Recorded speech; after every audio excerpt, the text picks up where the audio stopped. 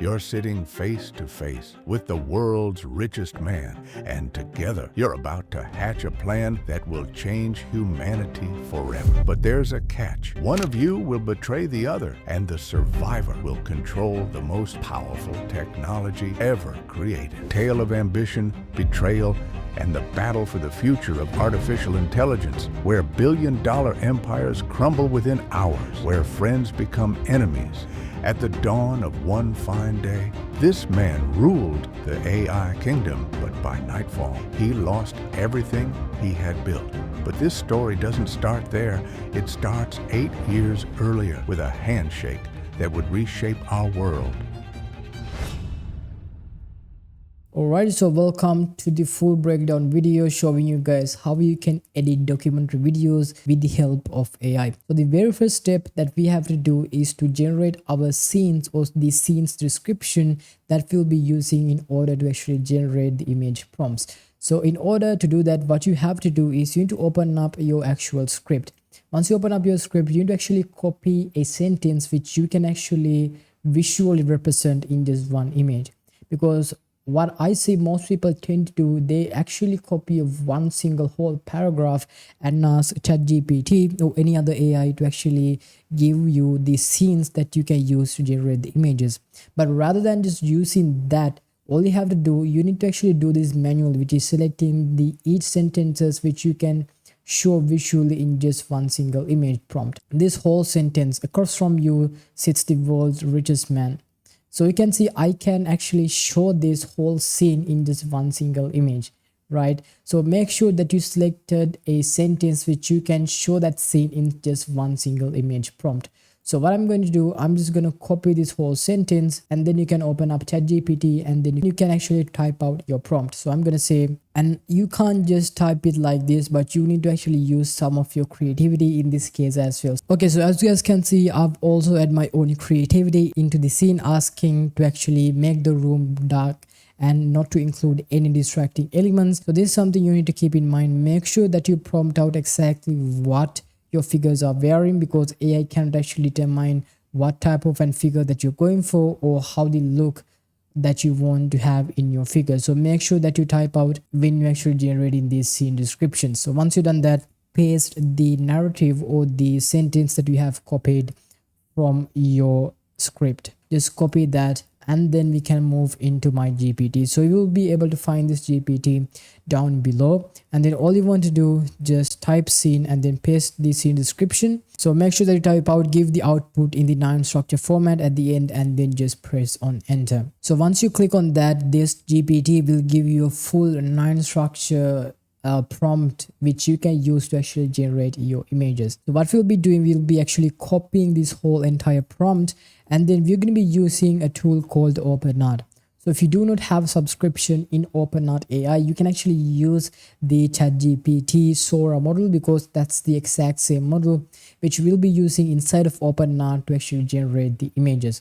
So we'll go into OpenArt, and then you need to go into the image category right here, and then you need to paste the prompt in this box which you have just copied from the GPT that I have gave you. So just click on this model right here.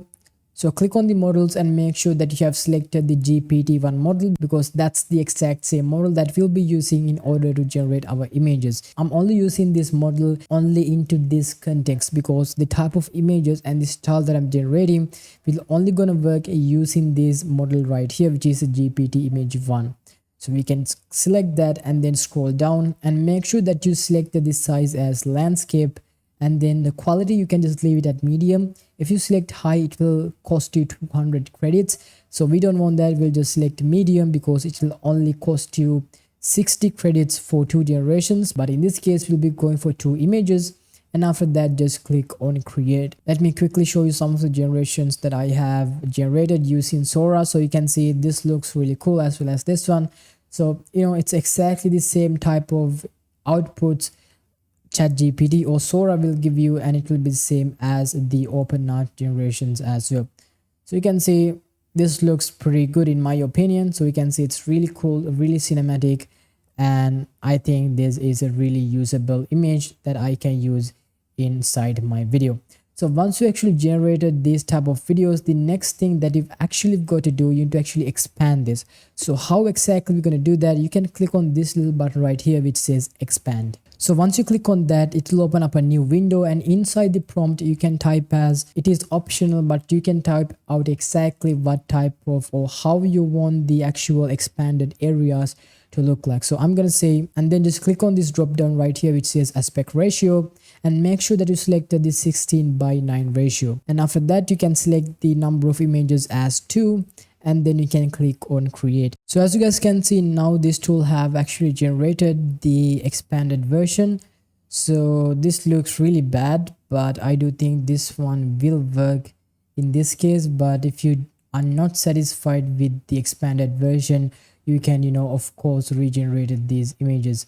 But I'm just gonna go with this image just for this tutorial purpose. But if I'm actually using this, I'm actually going to be regenerating this image, because you can see this doors and everything just looks unnatural, because I want a really dark background to actually only get the focus on these two characters.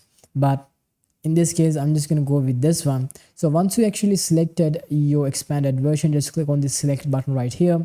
Now if you click on that, we need to actually upscale this image so we can actually use a much more high resolution file. So what we'll do, we will click the image, and you will have to go into the upscale tab right here. So just click on that. Right, so once you click on the upscale button right here, it will open up a new tab like this. So you guys can see these are all the upscaled images that I have upscaled using this tool right here. So this is the after and this is before. I don't think you'll be able to see a much difference in here because it's not actually zoomed in. But you can see now the actual width and height is in 4096 by 2304, which is a really high quality. So likewise, you can see I have generated pretty much all of my images. I have upscaled that so I can actually use these images, or I can generate the videos in a much more higher quality.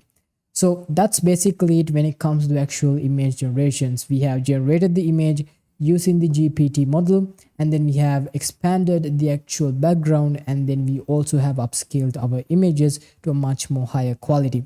And now what you want to do, we need to actually turn these images into videos. But here's something that you need to keep in mind when you actually generating these images into videos.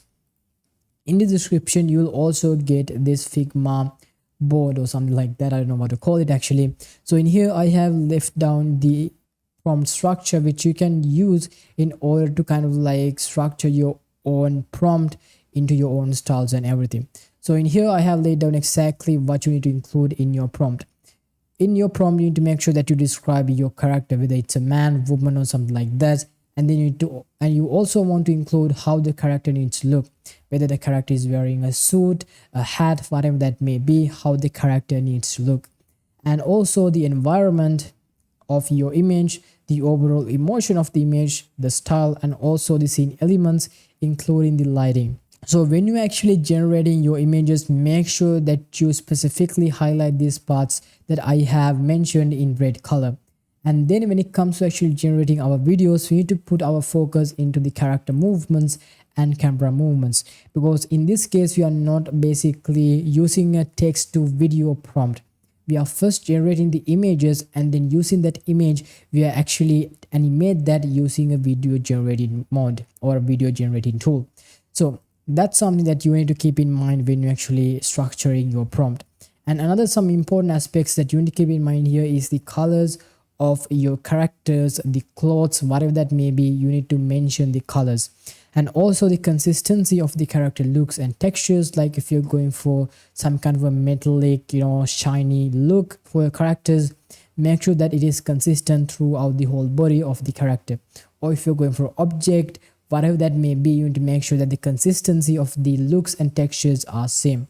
And also the focus of the scene, the reflection, and likewise there are many other important aspects that you need to keep in mind, and it basically varies from the scene that you're generating. So make sure, rather than just copy and pasting the exact same thing that ChatGPT will give you, make sure that you read out the prompt, and if you have any adjustments that you can add to the prompt, make sure that you do that before you actually paste that prompt into generating the images. because sometimes you may have some really creative ideas which you can use inside your prompts to actually get a much more better output. So then I have also left you guys how I structured my GPT. So as you guys can see, this is the exact way or the non-structured format that I have used when I actually made my own GPT, which is this one, I think, which is this one right here. So if you want to make your own GPT, you can also follow this same structure, and if you have a certain type of style, you can update that right here, the character appearance, and likewise you can add your own twist, add your own style to actually make a separate GPT if you are going for a much more stylized and a unique style to generate your images in.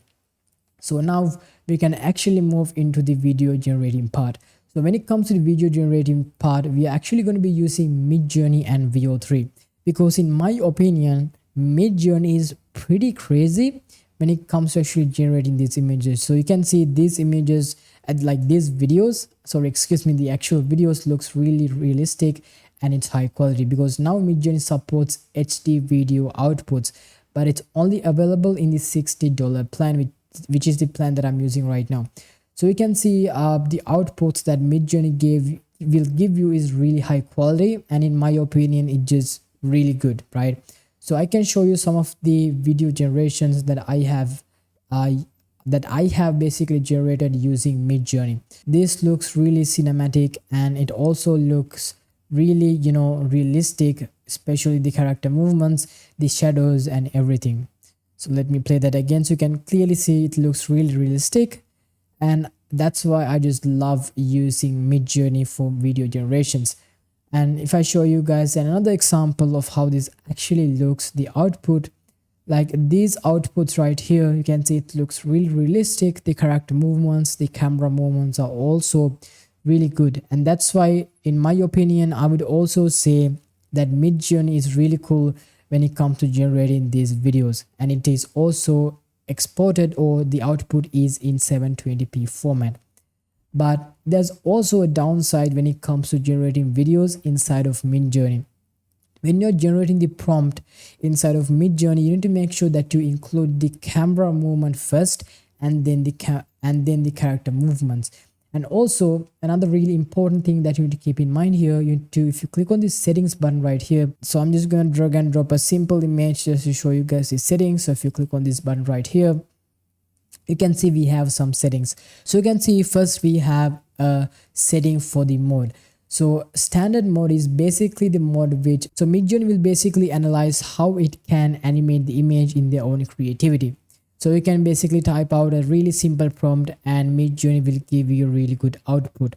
But if you want to have a much more in-depth camera movement, so if you have a whole little detailed prompt of how you want your camera movements, the character movements to animate, just go ahead and select the raw button, because it will basically get the whole details from the prompt and it will only use those details to actually animate your image. And then other than that, you can select the resolution. So if you have the HD mode, make sure that you select that, or if not, you can go for the SD mode. You can select the speed, so you can just go for fast and relax, it doesn't really matter. And also the video batch size, you can go with only 2 generations or 4 generations, it's completely up to you. And again, really importantly, make sure that you select the motion, make sure that you select your motion. So depending on, you need to have low motion or high motion, you can select that. And another really important thing that you can do is this. So once you actually generate your video, you can actually expand that video. So in this case, you can see I have expanded this video by around 5 seconds, I would say, like not 5 seconds, like around 3 or 4 seconds. So using Midjourney, you will be able to extend your video up to 21 seconds, which is really cool. So in this case, you can see I have extend this video up to around like 9, or I don't know, like 7, 8, 9 seconds. So you can see this looks really high quality and I really love that. So once you're done generating your image, you can actually right click and make sure that you click on download for social, so it will actually download this video in the HD format. So now let us go into actually using VO3, because sometimes Midjourney will mess up your whole video generation. So you can see, for example, if I play this type of video generations, you can see this looks super weird and it looks super ugly, right? So yes, there can be certain situations where Midjourney will fail you to generate the exact same video or the character movements or camera movements that you are going for. So in that case, you can actually start using VO3, which is the exact tool that I use to generate these type of camera movements. So if I like, so you can clearly see this video looks super cinematic, and the character movements, the camera movements are also smooth. And the only tool that I have used to actually generate these videos are VO3.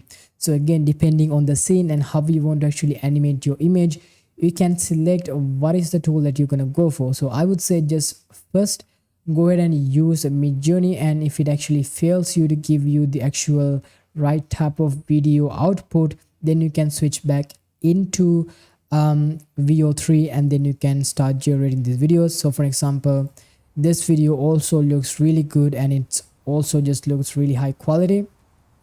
So you can see it looks really smooth, really cinematic, and as well as this video generation as well. So you can see it looks really cinematic, and this is the exact same video that I have ended up using.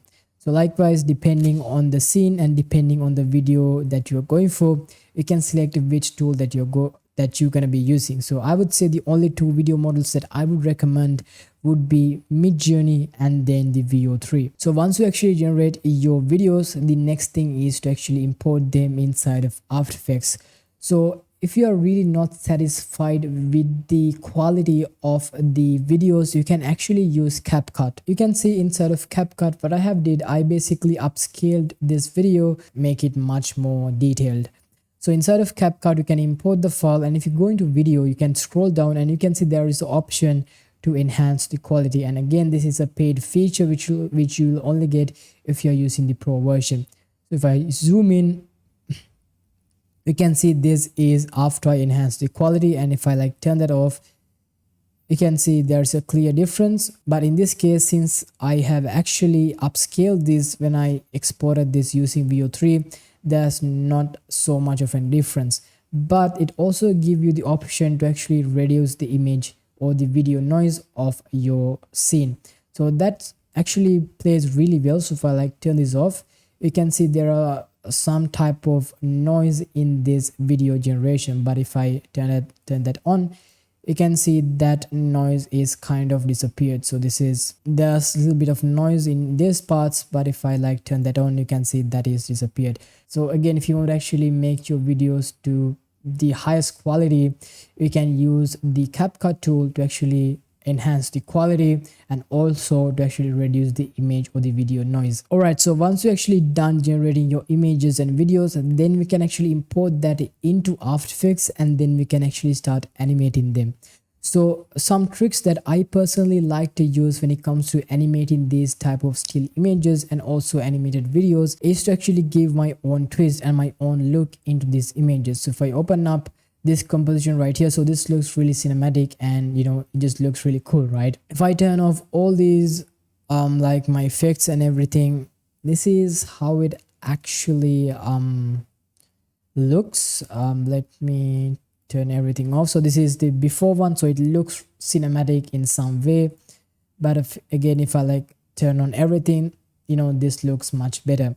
And the secret that I have actually used to make this scene to look much more cinematic, so if I like play this, so yes, if I like play this, you can see there's like a 3D effect into this image, and to actually bring this image to life with some motion. So you can see there's a really smooth and cinematic camera movement happening in the 3D space, but I don't think you can actually even tell this is a video or an image, because it looks super cinematic, right?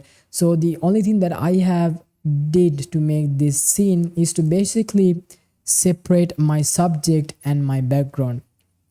So basically you can see this is my actual subject, so that's the subject, and then I generated a full I basically removed my subject from the original image like this. I have also exported my background separately, so I will be able to control my background and my character separately. So once I have done that, all I did was I basically add a simple scale property into my background, And also for the actual character, I've added the same type of scale animation. But the key here is to make sure that your character is scaling slow, but your background is scaling fast. And after that, I parent that into a null object, and I made all of these layers 3D. And inside of the null object, I basically animated my scale again, the X and Y rotation, to actually give this 3D look into the whole scene. And once I've done all those things, the next thing that I've did is to actually drag and drop some of these overlays and also my color adjustments, or my kind of like my color grade, into this scene to actually make it stand out. So if you're a beginner or someone like that, just comment down below that you need a much more in-depth tutorial about these documentary edits, and I will definitely make a video separately on those editing tricks which you can use in your documentary videos. So now another really cool trick that I have used here is my text animation. So right here, if I open this up, it's basically a still image, and like I have did before, I separated my background and my subject separately. And after that, all I did was I added my text, and inside the text I added a deep glow effect and also a turbulence displays effect. And then what I did was I changed the blend mode into different. So if I actually leave it at normal, you can see it do not actually blend in, but if I change that to difference, you can see it gives much more realistic look into my text. And after that, all I did was I added some textures. I added a fog animation. So this is the texture that I have used, and I have added a video overlay of a fog, and also I topped that all off with my actual grade. So you can see this is before, this is after. So you can see there's a clear difference with the actual color grade that I have did. And another really cool thing that I have did is with my text. So if I show you guys how that looks, so in this case, if I open this up, you can see it's again a still image.